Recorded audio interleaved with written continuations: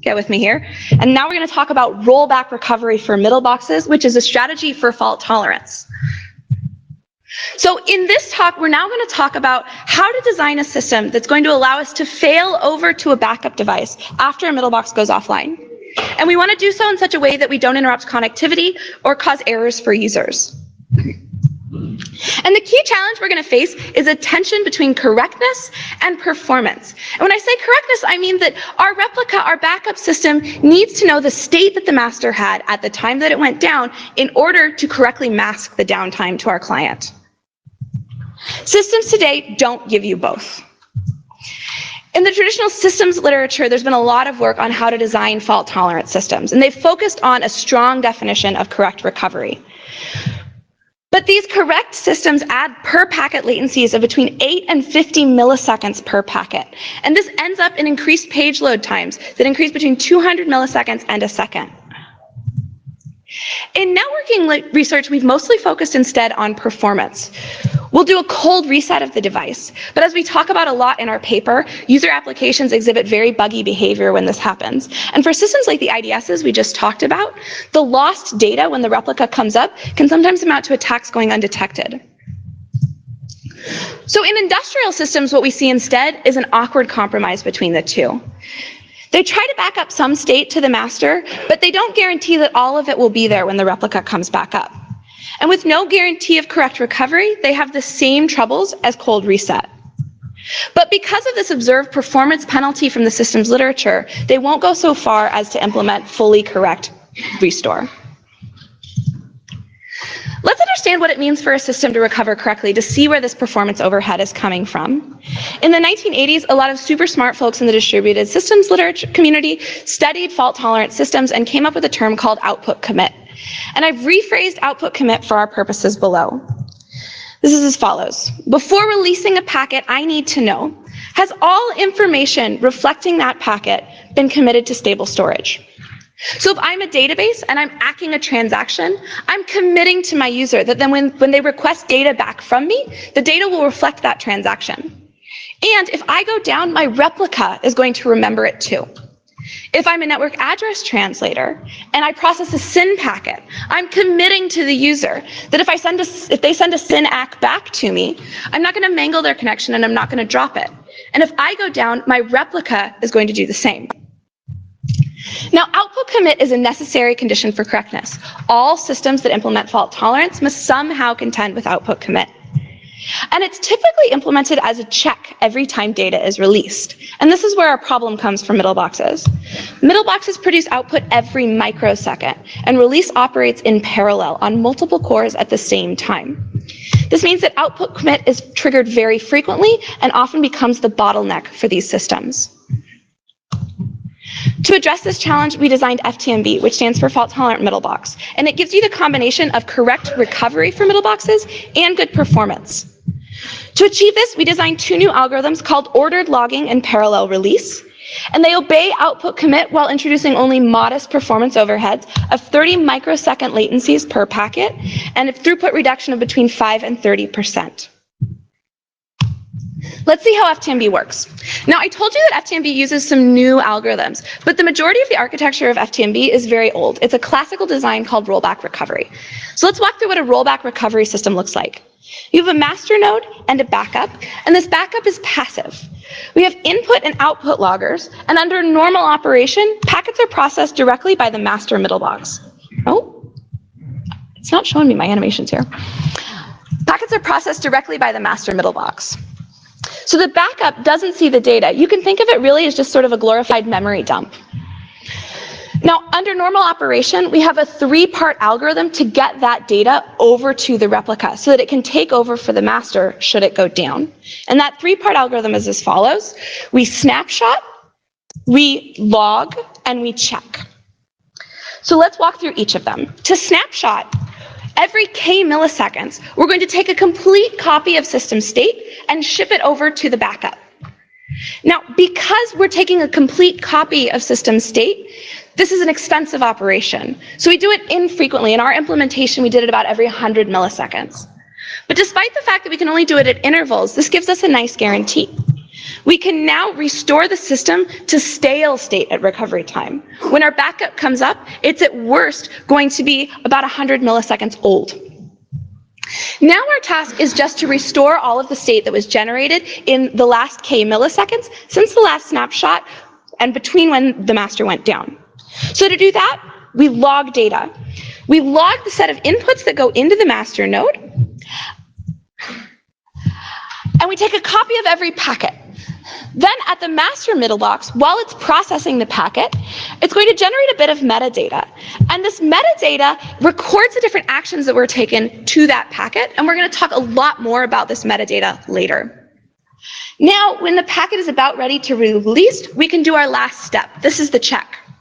This is where we implement output commit, and we ask, do we have all of the metadata that we need to replay the data? If so, we can release the packet.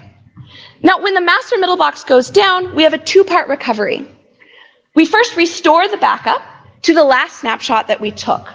Then we replay the system to recover everything that happened since that snapshot was taken. We ship the metadata over to the backup, and then we replay all of the packets that were seen by the master. The output logger can drop these replayed packets. Now we're ready to run new traffic through, and we can declare that replay was a success. So we saw a very classic three-part algorithm. We're going to snapshot, log, and check. And this is a pretty well-studied setup for systems. In fact, snapshotting algorithms are very well known. So we use VM checkpointing right out of the box, and this is the last we're going to talk about it. Instead, today we're going to talk about that last phase, where we recover from the last snapshot, the log and the check. What do we need to do? So the open questions we need to answer are, first, what do we need to log for correct replay? Now, this is a classically hard problem. Replaying a parallel system usually requires dealing with non-determinism, which means that when we rerun the same inputs through the system twice, the system may not do the same thing. And that's where our metadata is going to come in. The second question we need to answer is, how do we check that we have everything we need to replay a given packet? That's the output commit check. And this is going to require that we monitor system state that is updated frequently and on multiple cores at the same time. So before we dig into these questions directly, let's do a quick intro to Middlebox architecture and what goes on inside the system. So every Middlebox, of course, has an input and an output. We have two network interface cards where the packets are coming in and out. And in between them, packets are processed by different cores. Now, these are multiple processors running all at the same time. They read packets in from a set of queues given to them by the input NIC, and then they write them out to an output NIC. When packets come in, they're hashed to different cores. And this is going to fan all of our data out over different cores and give us good parallelism and high throughput. Now, importantly, this hashing algorithm ensures that all packets from the same flow are hashed to the same core. This gives us a very nice property when it comes to the state that the Middlebox stores. There are two kinds of state in a Middlebox. There's local state. For example, here we have this variable z. Z represents the number of bytes in a flow F. And we can safely say that Z is only ever going to be accessed by core 3, because flow F is always processed by core 3. So accessing local state is very fast, because only one core owns that data. We don't have to share it. This contrasts with another category of state, which is shared state. So here we have two variables, A and B. A represents the total number of HTTP flows the system has observed in the last hour. And B represents a set of active connections that are permitted to pass through the system. Now, because these variables represent data about multiple flows, they're not restricted to any single core. They can be read to or written to by different cores. So reading shared state is slower because we have to share it. And writing is the most expensive because we can have contention when two cores try to write to the same memory location at the same time.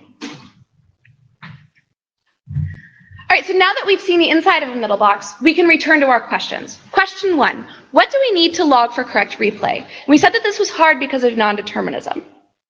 So first, we'll walk through where non-determinism comes from. We're back at our example Middlebox, and we have a rule now. This Middlebox enforces a pretty draconian policy. It's maybe run by a hotel wireless administrator that says we're going to only allow new connections if A is not greater than 5. And recall that A represents the total number of HTTP flows in the last hour, and that B is the list of active connections permitted to pass. Here we have two packets. They've shown up and they've been hashed to different cores. And at this point, they're actually in a dead race because these cores are unsynchronized. They're running separately. They're running with different interrupt schedules and slightly different clock speeds. And so for whatever reason, the red packet gets served first by core 2. It updates the value A, B records that the red connection is open and sends the packet on its way. Now our black packet shows up and it's dropped because we violated the 5 maximum policy. If this system were to go down right now, we would restore to the system state before we saw those 2 packets. But when we do replay, we would once again have this race. And there's no reason that the black packet might not win the race this second time. The black packet could get to A first, update the variable, and set B to record that the black connection is open. And this is where our problem comes from. And the reason we have a problem is because we've told our client the red connection is open and the black connection is denied. But our replica thinks that the black connection is open and the red connection is denied. So to solve this, FTMB logs all accesses to shared state using packet access logs. Here's what that looks like. When our red and black packet came in the original run, and the red packet accessed variable A, we would generate a record. This is a packet access log, and it tells us red accessed A first, only it says it in a slightly more tightly encoded format. When the black packet accessed A, we would generate another packet access log saying black accessed A second. And if we had this data at replay time, we would have been able to replay accesses in the right order and recover correctly.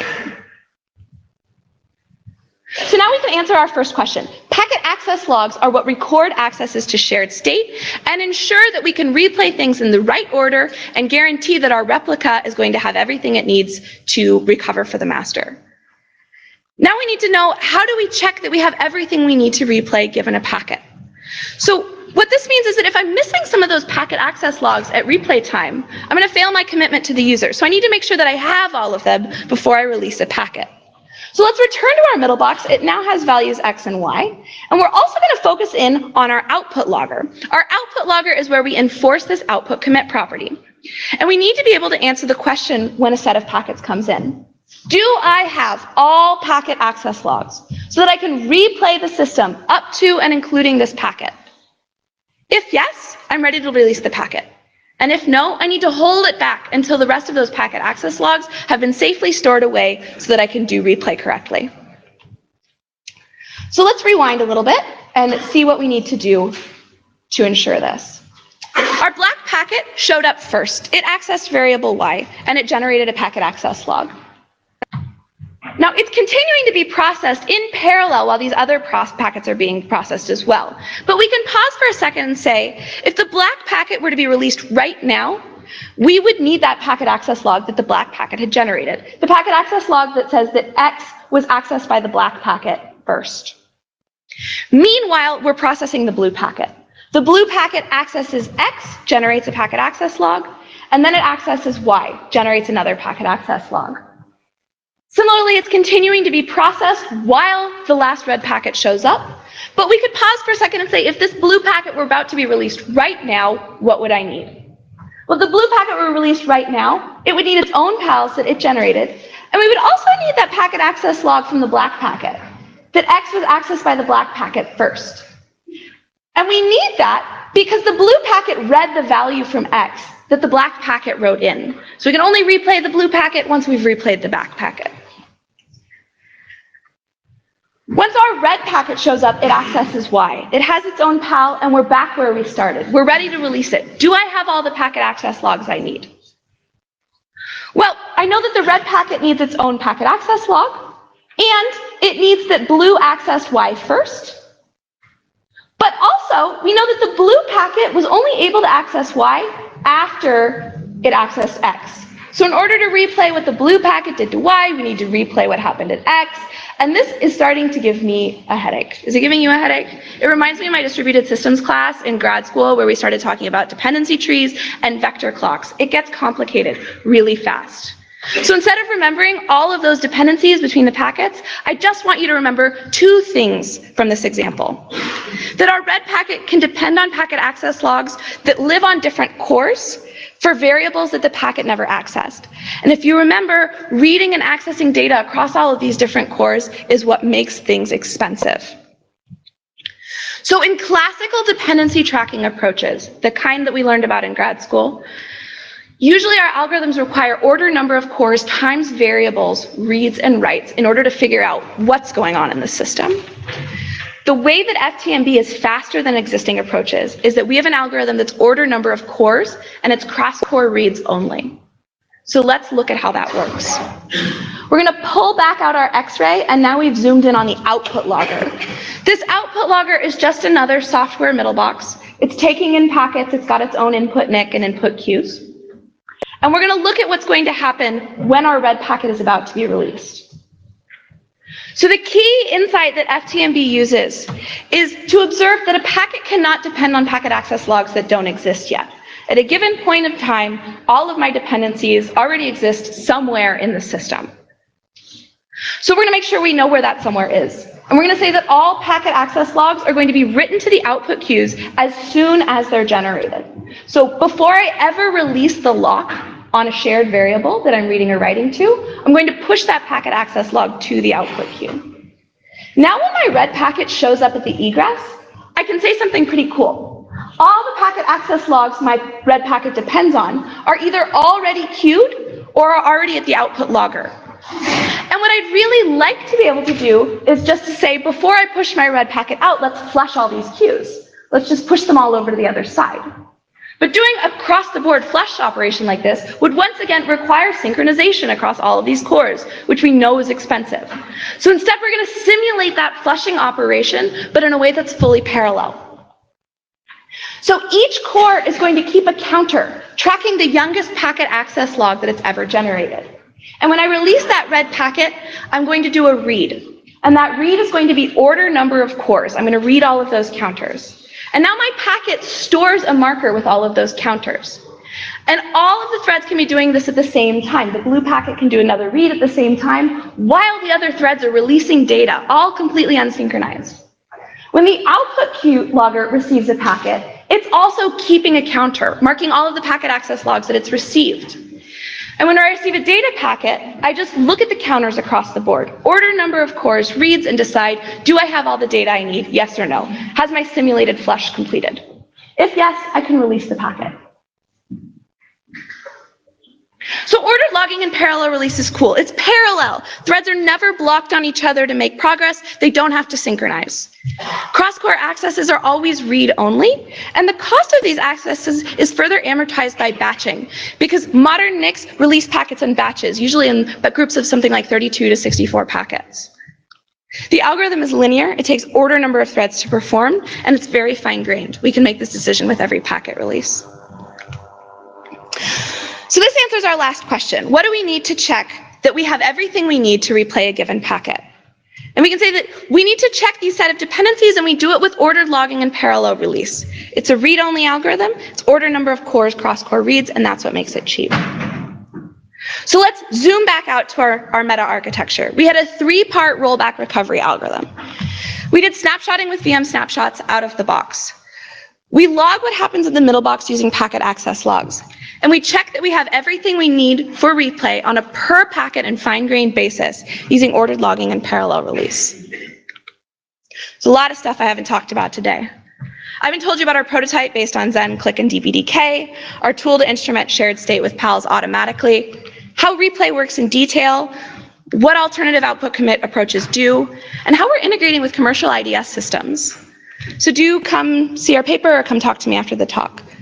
But before we go, let me give you some performance highlights and a sort of a status update on FTMB since we've submitted the paper to SIGCOMM. In terms of performance highlights, we evaluated FTMB in terms of latency, throughput, and the amount of time it takes to recover the system. Now, in terms of latency, we compare against a number of other systems in the literature. The first we compare against is Remus. It appeared in NSDI 2008. Per packet latencies coming in and out of the system are 50 milliseconds. That's 50,000 microseconds. Now, for reference, in a given software Middlebox, when a packet comes in and out of the system, this usually takes less than 100 microseconds to do. Another system we compared against is Colo, which also takes 50 milliseconds. And Pico, which is the only one of these systems that addresses Middleboxes directly, still adds on a per packet latency of 8 milliseconds, which for the Alexa Top 100 websites increases page load times by about 200 milliseconds. With FTMB, you have a 30 microsecond overhead. When we compare against these systems for throughput, none of them achieve throughput higher than 200,000 packets per second. But FTMB can forward between 1.4 and 4 million packets per second. This amounts to a 5 to 30% reduction over the baseline throughput. And the last comparison we have is recovery time. Now, all of these other systems recover in hundreds of milliseconds, but recovery time is actually the only place where FTMB does worse than the other systems. That's because we have this replay step that they don't have. FTMB increases replay time by between 50 and 300 milliseconds. But the good news is this is still the right order of magnitude to ensure that we don't trigger TCP timeouts. So we've pushed some of the cost of doing fault tolerance from steady state behavior to recovery time. But at recovery time, that cost still isn't high enough to reset connections. And that means we can still make our commitment to users that they're not going to notice the downtime, we're not going to cause resets or buggy behavior.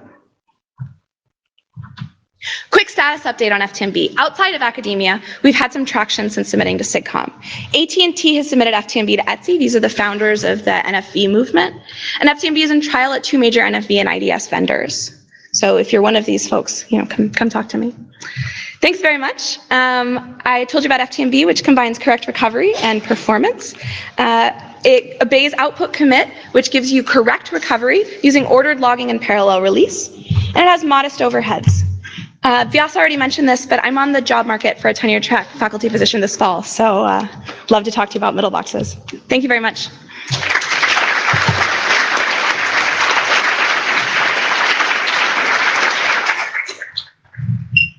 So we're running a little bit late, so we have time for a couple of questions. Okay, let me ask a quick question. I'm Vyas, your session chair. So, hi Vyas, nice to meet you. So quick question was, have you compared with like sort of the standard mirrored configs that people do today? So they have like sort of a firewall and another backup firewall running in parallel. That's typical of how they do fault tolerance. Yeah, so for an IP firewall, it's stateless, so that works great. But for stateful Middleboxes with this sort of non-determinism, they'll really quickly diverge. The system that I compared against Colo does this mirrored configuration, and whenever the two systems converge, it checkpoints the state between them. But the problem is that Middleboxes can diverge so frequently when they have state that it winds up checkpointing all the time and slowing down. Hey, Kostyan Raja from Polytechnic Bucharest. This is good work. Thanks for the talk. So I actually had 2 quick questions. First one is, what happens if the packet loggers die? Great question. And my second one is, how many changes do you need to Middleboxes to make them work with your system? I have a slide for you. Let me see if I can find it.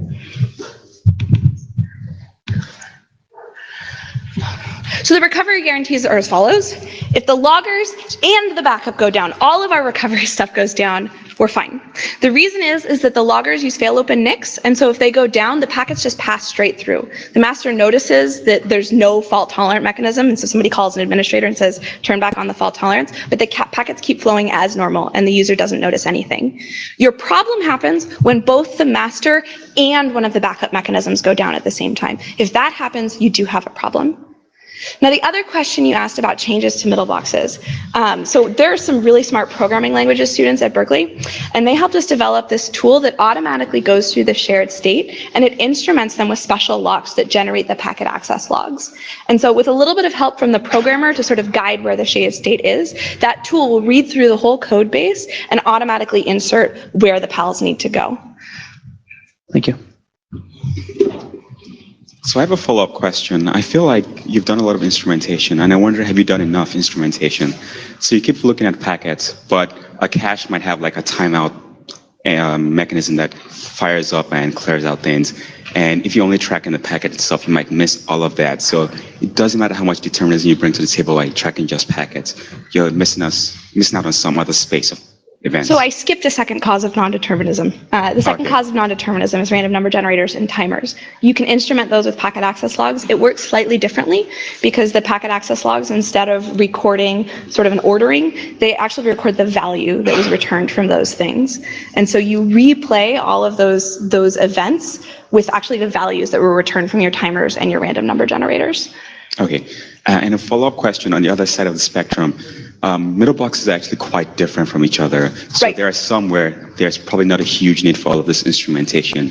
Have you looked at the whole spectrum of them, and can you give me a sense of what fraction requires so much instrumentation, what fraction require a whole lot less instrumentation? So the instrumentation is basically based on where the state is. Yeah. And the only way that we can know how well it generalizes is actually by looking at other systems. And so far that's been pretty promising. So in Click, the state is really sort of decentralized. We mostly worked with Click Middleboxes. You can sort of write a stateful variable in any Click element, and that amounts to a lot of code that you have to actually read through, which is what pushed us to talk to the PL folks to design the tool. When we went and talked to one of our industrial collaborators, they actually have like one sort of global data structure that stores all of the state. It's very centralized. So it was actually easier in that context to figure out where to put the pals. We wouldn't have even needed the automatic instrumentation because they already had everything so well structured. And so as we go out and talk to more and more people, we're learning how it generalizes. But so far, a lot of the differences we've noticed have actually been easier. That I may just be lucky. Okay. Shachar.